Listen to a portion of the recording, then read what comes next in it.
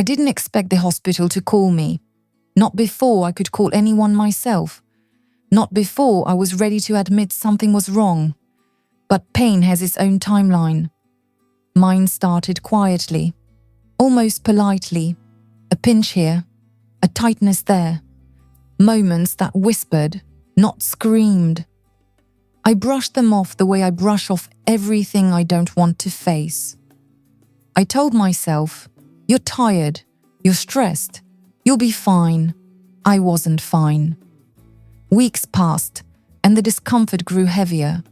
It spread across my abdomen like a slow tide, sometimes sharp, sometimes deep, sometimes pulsing in ways that made my breath catch. But I didn't slow down. I bought over-the-counter medication instead.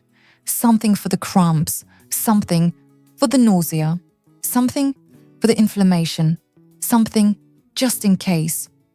I layered them the way people layer excuses, one on top of another, until it becomes hard to remember what started the whole thing. Some days, the pills helped.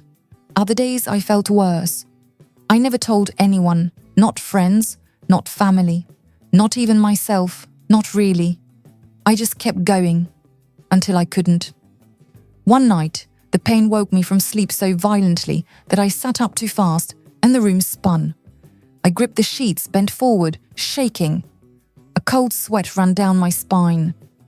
I should have gone to the hospital right then, but fear is powerful. Shame is louder. I told myself I'd call my doctor in the morning. Morning came. The pain didn't leave, so I dialed the clinic, voice trembling, trying to sound calm.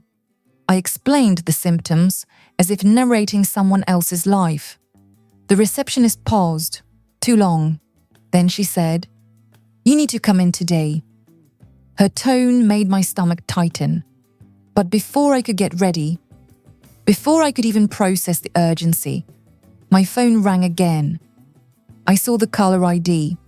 Hospital. My hands shook. When I answered, a nurse spoke with a tone that left no room for denial. "We need you to go to the emergency room immediately." I remember staring at the floor, frozen. "How?" I asked. "You haven't even seen me yet."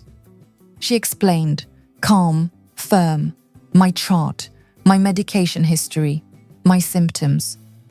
The combination was dangerous. Everything I'd been taking to help myself was interfering with my body's ability to react. I felt the world tilt for a moment. I wasn't scared of the hospital. I was scared of being seen, really seen. But denial breaks when someone else sees the truth before you do. I ordered a ride to the ER because I was too dizzy to drive. My hands trembled the entire way. At the hospital, everything blurred into efficiency. Blood pressure cuff, IV line, blood draw, monitors, questions. Questions I didn't want to answer. "How long have you been in pain?" "A while." "What medications have you taken?" Several." "Did a doctor prescribe them?" "No." The nurse gave me a look I'll never forget. Not judgment, not anger, just a quiet sadness. "You've been trying to manage this alone," she said softly. I nodded, ashamed. The doctor came in after the tests. He pulled up a chair. A small gesture that told me the news mattered. "You have a significant infection," he said gently. "It's been building for some time." I swallowed hard. "The medications you took masked the symptoms temporarily, but they also made it harder for your body to fight the infection." I felt heat rise behind my eyes. He continued, "You didn't do anything malicious. You were scared. But this didn't need to get this bad." I looked at my hands. They were trembling again. He added, "You should have been here weeks ago. I'm glad you came now." I wanted to say the truth. "I didn't come. You called me. You had to." But the shame sat heavy on my tongue. I was admitted. IV antibiotics, Fluids, monitoring, silence. The hospital nights were colder than I expected, not physically, emotionally. When the lights dimmed in the hallway and the machines hummed around me, I felt everything I'd been avoiding. The pain, the fear, the loneliness of keeping it all to myself. I stared at the IV line running into my arm and thought about all the moments my body warned me. The first pinch, the dizziness, the nausea, the night sweats, the shaking hands. My body was begging for help long before the hospital did. I cried quietly, silent tears sliding into my hairline. Not from fear of the diagnosis, but from grief over the weeks I spent pretending everything was fine. When the doctor checked on me the next morning, he said, "You'll recover, but slowly. Your body is exhausted."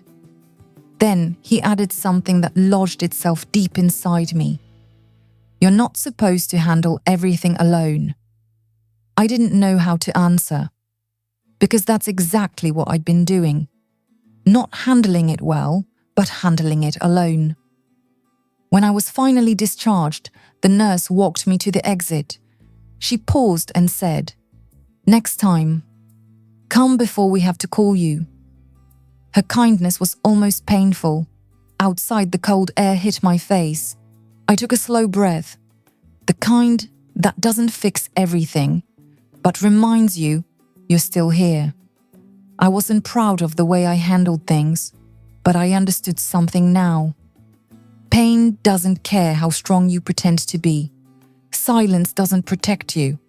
Denial doesn't heal you. And sometimes, the truth arrives in the form of a phone call you weren't ready for.